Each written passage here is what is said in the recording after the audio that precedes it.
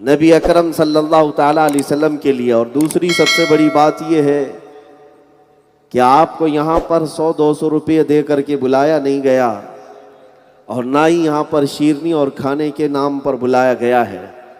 یہ سارا جو مجمع آیا ہے، ہو سکتا ہے بھوکا ہو سکتا ہے اس میں مسافر کثرت سے ہوں، لیکن دنیا یہ دیکھ لے کہ ہم صحابہ اکرام رضوان اللہ تعالیٰ علیہ مجمعین کی ان محبتوں کے وارث ہیں کہ جن کا مقصد صرف اور صرف کھانا پینا نہیں تھا، بلکہ صحابہ نے ہمیں یہ تعلیم دی، جب کثرت سے بھوک لگتی حضرت ابو ہریرہ کو، وہ ایک بار رسول اللہ کے چہرے کو دیکھ لیتے تھے۔ چہرے رسول کو دیکھنا بھوک کا بھی افاقہ تھا، مرضوں کا بھی افاقہ تھا۔ عزیزان گرامی وقار، آج بھی الحمدللہ یہاں پر جو کثرت سے مجمع ہے وہ میرے مصطفیٰ کریم صلی اللہ تعالیٰ علیہ وسلم کے نام پر آیا ہوا ہے، اور میں اس بات کو محسوس کرتا ہوں کہ یہ مجھے دیکھنے کے لیے آیا ہوا نہیں، یا پھر ہمارے کپڑے ہمارے چال چلن کو دیکھنے آیا نہیں، یا لوگ ہمیں اگر دیکھتے بھی ہیں تو اس لیے نہیں کہ کوئی خاص چہرے والا ہے، بلکہ یہ سارا کا سارا جو کچھ بھی ہے، حضور میری تو ساری بہار آپ سے ہے، بے شک حق میں بے قرار تھا میرا قرار آپ سے ہے۔ نبی پاک صلی اللہ تعالیٰ علیہ وسلم کی ذات وہ ہے کہ برسوں ہو جانے کے بعد بھی آج بھی ہمارے دلوں کے اندر وہ عشق کی گرماہٹ چلتی رہتی ہے۔ اسی عشق سے پوری دنیا کو گھبراہٹ بھی ہے، اسی عشق سے۔ کچھ لوگ ابھی میں بیٹھا تو کہہ رہے تھے ادھر سے نظر نہیں آ رہے، ادھر سے نظر نہیں آ رہے، دیکھنے کے لیے دور دور سے آئے۔ میرے عزیزو، تم تو بہت قریب آئے، ہم تو بہتوں کو نظر آ رہے ہیں، واہ گوفے میں بیٹھے ہوئے کو بھی، واہ، اور اپنے اپنے بل میں سراغ میں بیٹھے ہوئے کو بھی نظر آتے ہیں۔ یہاں کیوں نہیں نظر آئیں گے؟ اس لیے نظر آتے ہیں دوسروں کو کہ نبی پاک صلی اللہ تعالیٰ علیہ وسلم کی سچی غلامی اور وفاداری کا عہد جو کیا ہے، بے شک، اور جب تک یہ عہد پر قائم رہیں گے انشاءاللہ العزیز ہر ایک کو نظر آتے بھی رہیں گے۔ اور میں سیدنا عمر ابن خطاب رضی اللہ تعالیٰ عنہ کے اس نعرے کو یاد کرتا ہوں جب جبل احد پر کھڑے ہو کر میرے آقا نے ان سے کہا تھا، عمر بتاؤ، احد کے میدان میں کافروں نے، مشرکوں نے 70 صحابہ کو کیا جان سے مار دیا؟ ان کو ایسا لگنے لگا کہ پوری فتح ہو گئی۔ اب جیسے آج کے بھی بہت سارے لوگوں کو ایسا لگتا ہے کسی ایک کو پکڑ کر موب لنچنگ کر لیں تو سب ختم ہو جائے گا۔ احد کے میدان میں 70 صحابہ کی جانیں گئی، اور اس کے بعد وہاں پر آئے ہوئے دشمن یہ نعرہ لگا رہے تھے کہ سب ختم ہو گئے، عمر بھی ختم، ابو بکر بھی ختم، محمد بھی ختم صلی اللہ علیہ وسلم، یہ نعرے لگ رہے تھے۔ رسول پاک صلی اللہ تعالیٰ علیہ وسلم باحیات ہیں، احد کے پہاڑ کی ایک کوہ میں بیٹھے تھے۔ رسول پاک صلی اللہ تعالیٰ علیہ وسلم نے حضرت عمر سے کہا، عمر اٹھو اور ان کا جواب دو۔ یہ جواب دینا عمر ابن خطاب کی سنت ہے۔ کسی بھونکنے والے کو سن کر کے یہ مت کہنا کہ بھونکتا ہے تو بھونکنے دے، نہ، میرے آقا صلی اللہ تعالیٰ علیہ وسلم نے حضرت عمر کو حکم دیا کہ بھونکنے والوں کا جواب دو۔ ان لوگوں نے یہ افواہ پھیلائی تھی کہ سب ختم ہو گئے، حضرت عمر پہاڑ پر کھڑے ہو گئے، کہا، او ظالموں سنو، محمد بھی زندہ ہے، ابو بکر بھی زندہ ہے، عمر بھی زندہ ہے، اور تمہاری آنکھوں میں چبھتے بھی رہیں گے اور دلوں میں گڑتے بھی رہیں گے۔ یہ اس لیے میں عرض کرتا ہوں میرے عزیزو، جواب دینا ہمارا فرض ہے، ہم چھیڑتے نہیں، اور چھیڑے تو چھوڑتے بھی نہیں۔ بے شک، اس بات پر ہم، بلکہ پوری دنیا چلتی ہے، پوری دنیا یہ چلتی ہے۔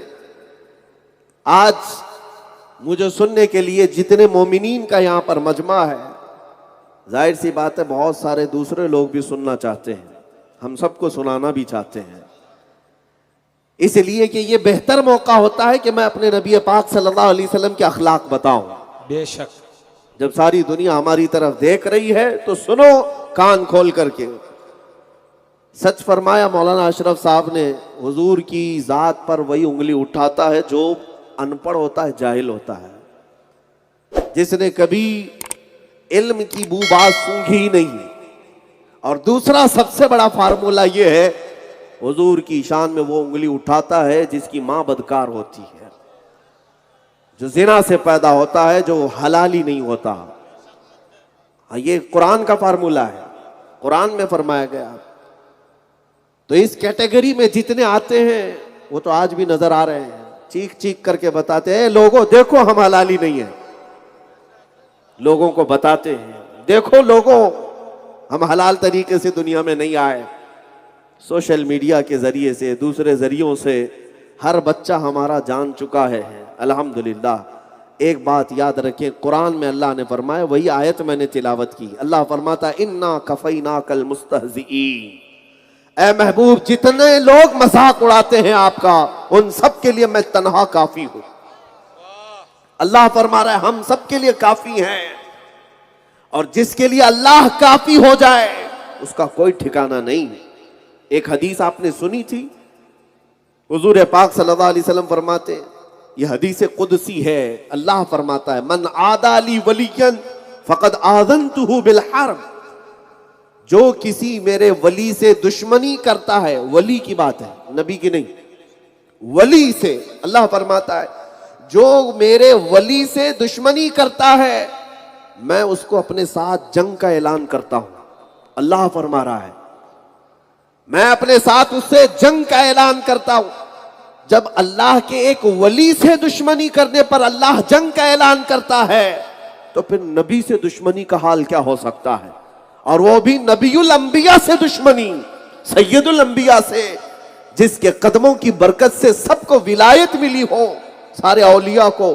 اس سید الانبیاء سے اگر کوئی دشمنی مول لے تو پھر رب ذوالجلال اسے کہیں کا نہیں چھوڑتا. ہاں اس کا انجام تو بہت برا ہونا ہے. آپ یہ سوچتے ہوں گے کہ بھونکنے والوں کو آزادی کیوں ملتی ہے. قرآن میں اللہ فرماتا وَلَا يَحْسَبَنَّ الَّذِينَ كَفَرُوا أَنَّمَا نُمْلِي لَهُمْ خَيْرٌ لِأَنفُسِهِمْ إِنَّمَا نُمْلِي لَهُمْ لِيَزْدَادُوا إِثْمًا وَلَهُمْ عَذَابٌ مُهِينٌ. یہ گستاخ یہ نہ سمجھیں کہ ان کو جو ڈھیل ملی ہے وہ اس لیے کہ وہ اچھا کر رہے ہیں، بلکہ مولا فرماتا ہے اس لیے ہم نے انہیں ڈھیل دے رکھی ہے تاکہ وہ اور گناہ کر لیں اور کر لیں. وَلَهُمْ عَذَابٌ مُهِينٌ. اور پھر ہم نے ان کے لیے ذلت والا عذاب رکھا ہے، ذلت والا عذاب رکھا ہے. میرے عزیز دوستو، تاریخ اٹھا کر کے دیکھو کہ ابو لہب بہت بھونکتا تھا، مرا کس طرح سے. ابو جہل بڑی گستاخیاں کرتا تھا، مارا کس نے اور مرا کہاں پر. ان گستاخوں کی ایک لمبی فہرست ہے، سب ذلت کے ساتھ دنیا سے گئے. وہ ابو لہب جو کہتا تھا حضور کو کہ تمہارے ہاتھ ٹوٹ جائیں، تمہارے ہاتھ برباد ہو جائیں، رب تبارک و تعالیٰ نے میرے نبی کی طرف سے دفاع کیا، تبت یدا ابی لہب، نبی کے نہیں ابو لہب کے ہاتھ برباد ہو جائے. اور اللہ رب العزت کی جب مار پڑتی ہے تو جانتے ہوا کیا، ابو لہب کو ایک ایسی بیماری گھر کر گئی، اس کے گلے میں کیڑے پڑے، اور وہ کیڑے اس قدر سخت ہو گئے کہ جسم کے اندر پوری بدبو، اور جسم سڑنے لگا، اسی میں اس کی موت. اور عرب والوں کا یہ رواج تھا جب اس طرح کے کوڑ کی یا ایسی بیماری سے کوئی مرتا تھا تو اسے دفن بھی نہیں کرتے تھے، دفن نہیں کیا جاتا. ابو لہب کے سگے بیٹے یا اس کے جو رشتہ دار موجود تھے موت کے بعد اس کو اٹھا کر کے ایک گڑھے میں لے کر کے آئے. ایک بہت بڑا گڑھا تھا، اس گڑھے میں دھکیل دیا اور اوپر سے بڑے بڑے پتھر اس پر ڈال دیے تاکہ اس کی بیماری ہم تک نہ آنے پائے. گھر والوں نے اس عبرتناک انجام تک اسے پہنچایا. نبی کے گستاخ اگر یہ سمجھتا ہے کہ خیر ہے تو خیر نہیں ہے. ابو جہل بدر کی وادیوں میں تڑپ تڑپ کر ختم ہو گیا. عتبہ اور شیبہ جو گستاخیاں کرتے تھے، ایک بار میرے آقا صلی اللہ تعالی علیہ وسلم نے صرف اتنا کہا، اے مولا تو اپنے شیروں میں سے کوئی، تو اپنے کتوں میں سے کوئی کتا اس پر چھوڑ دے. حضور پاک صلی اللہ علیہ وسلم کی دعا تھی. اور پھر وہی عتبہ و شیبہ جو گستاخیاں کیا کرتے تھے، ایک شیر ان کے اوپر ایسا حملہ آور ہوا کہ ٹکڑوں میں بدل دیا.